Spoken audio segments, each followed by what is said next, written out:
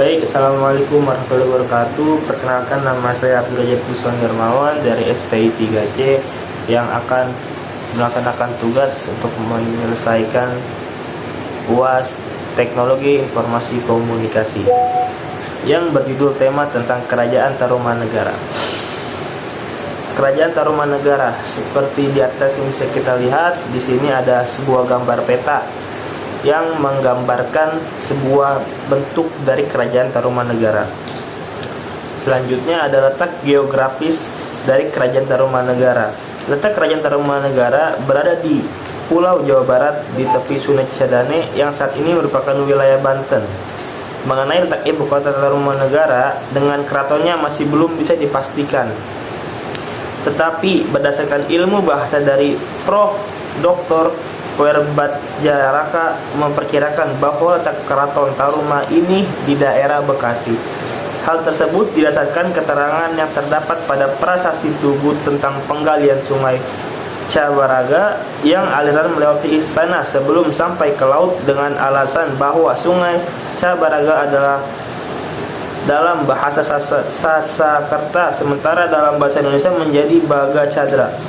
Chandra yang dalam bahasa Indonesia adalah bulan, dalam bahasa Sunda adalah sasi, sehingga Baga Chandra menjadi Bahasasi, yang lambat laun berubah menjadi Bekasi.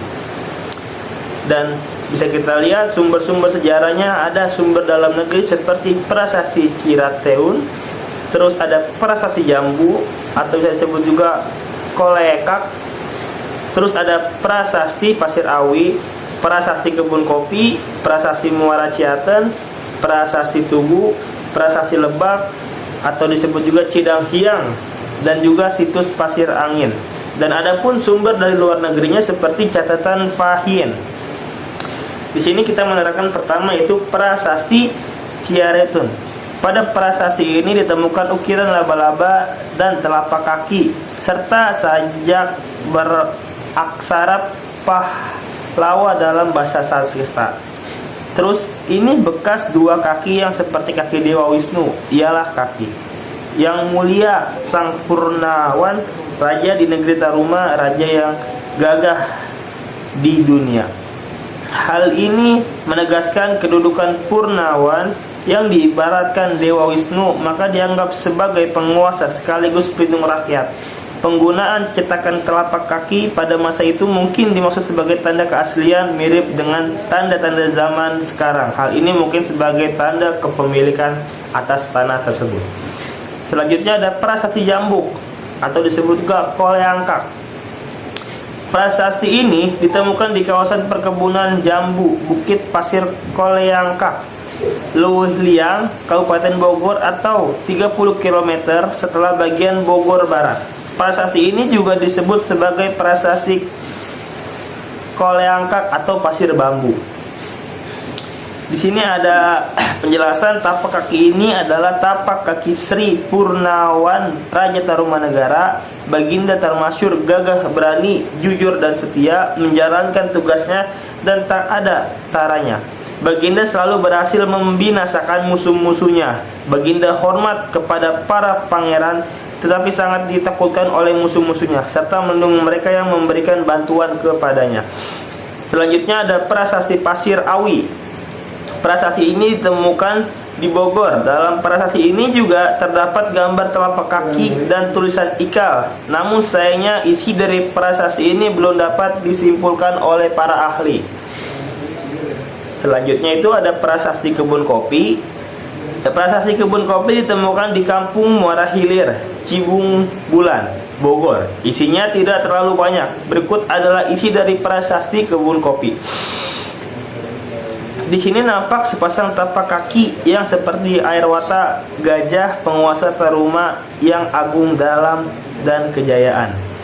Dalam simpulan, telapak kaki air wata adalah gajah kendaraan Dewa Indra. Inilah telapak kaki penguasa negara Taruma Agung. Di dalamnya juga diperkirakan deskripsinya mengenai kerajaan, kejayaan Taruma dan Tarumanegara. Selanjutnya ada Prasasti Muara Cianten. Prasasti ini ditemukan di Muara Cianten, Bogor. Prasasti ini memiliki kemiripan dengan prasasti Awi, memiliki gambar telapak kaki dan tulisan ikal. Namun tulisan atau isinya belum dapat disimpulkan oleh para ahli. Dan lanjut ada prasasti Tugu. Prasasti ini ditemukan di Tugu dalam daerah Cilicing, DKI Jakarta, dekat perbatasan dengan daerah Bekasi. Isi dari prasasti ini diduga pengalian untuk membuat sungai tersebut dilakukan untuk mengendalikan banjir dan bantuan usaha supaya petani yang diperkirakan berada di wilayah Jakarta saat ini. Sungai tersebut adalah Sungai Cabrabaga.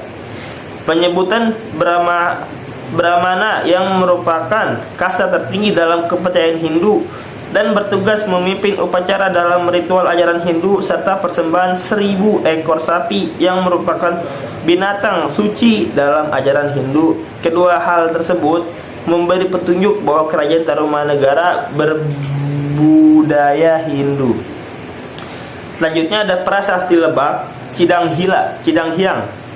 Prasasti ditemukan di Kampung Lebak, tepi Sungai Cidahiang, Kecamatan Muncul, Kabupaten Pandeglang, Banten. Oleh karena itu, terkadang prasasti ini juga disebut prasasti Cidanghiang atau prasasti Munjul.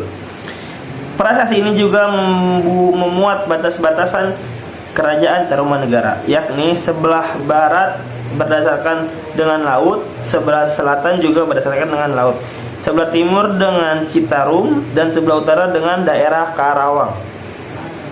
Terus ada situs Pasir Angin. Situs ini terletak dari Desa Cempang, Kecamatan Cibulang, berada pada bukit kecil di sebelah utara daerah aliran Sungai Cianten yang mengalir dari selatan utara.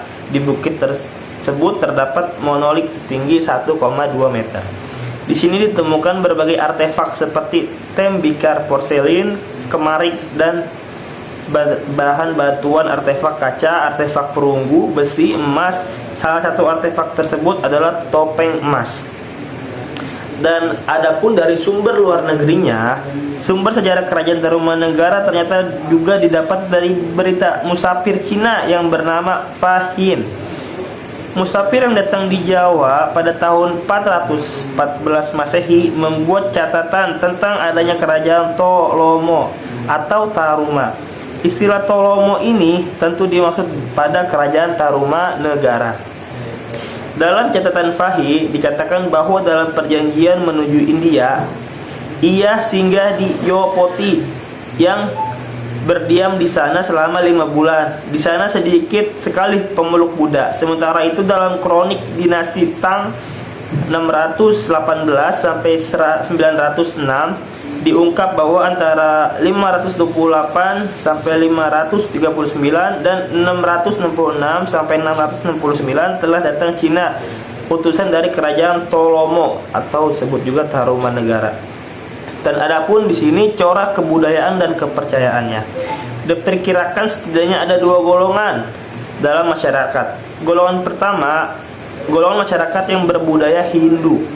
Kelompok ini terbatas pada lingkungan keraton saja. Dan kelompok yang kedua, golongan masyarakat yang berbudaya asli yang meliputi bagian besar penduduk Tarumanegara, meskipun demikian tetap rukun. Berdasarkan berita dari Fahin bahwa pada awal abad 5 Masehi di Tarumanegara terdapat 3 agama. Agama Buddha, agama Hindu, dan agama yang kotor. Dari ketiga agama tersebut, agama ini merupakan agama yang paling banyak dianut oleh masyarakat. Hal ini diperkuat dengan adanya bukti-bukti prasasti atau arca tersebut. Kesimpulannya, agama yang dianut adalah: 1. Agama Hindu seperti agama yang dianut Purnawarna. 2. Agama Buddha meskipun hanya sedikit dan penganut anisme dan dinanisme. Dan bisa dilihat di sini ada sistem ekonomi, yaitu dari perdagangan, pertanian, peternakan. Perdagangan catatan Fahin tersebut, seorang musafir Cina, masyarakat Tarumanegara sudah melakukan kegiatan berdagang yang diperdagangkan antara lain beras dan kayu jati. Sedangkan dari pertanian, penggalian sungai Cabaraga oleh Raja Purnawarman seperti diurai dalam Prasasti Tugu, juga dimaksud sebagai sarana pengairan bagi persawahan di Kerajaan Tarumanegara. Terus ada peternakan. Peternakan sebagai selamat atas pengalian Sungai Cabaraga, Raja Purnawana memberi 1000 ekor sapi pada Brahmana seperti yang tertera dalam Prasasti Tugu. Dan setelah kejadian itu, akhirnya Kerajaan Tarumanegara runtuh. Tanda-tanda kemunduran Kerajaan Tarumanegara sudah dimulai pada masa kepemimpinan Raja Sudawarman. Hal tersebut didorong oleh beberapa faktor atas keruntuhannya tersebut. Yang pertama, Raja Sudawarman kurang peduli terhadap masalah-masalah terjadi di kerajaannya, yang menyebabkan raja-raja bawahannya merasa tidak dewasa dan tidak dilindungi olehnya.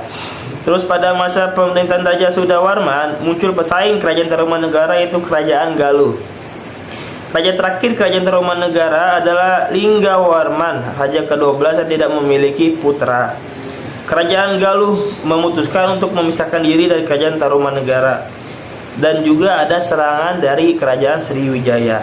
Oke, thank you. Sekian penjelasan tentang sejarah yang telah saya sampaikan. Mungkin hanya itu saja yang bisa saya sampaikan dari penjelasan tersebut yang ada di Kerajaan Tarumanegara. Kurang lebihnya mohon maaf. Saya pamit undur diri. Jika ada salah kata, itu adanya dari saya, ataupun salah info-info tentang sejarah. Tapi insya Allah sejarah ini berdasarkan arti-arti ataupun fakta-fakta yang sudah dijelaskan oleh para sejarawan tersebut. Oke, terima kasih. Wallahul muwaffiq ila aqwamit thoriq. Assalamualaikum warahmatullahi wabarakatuh.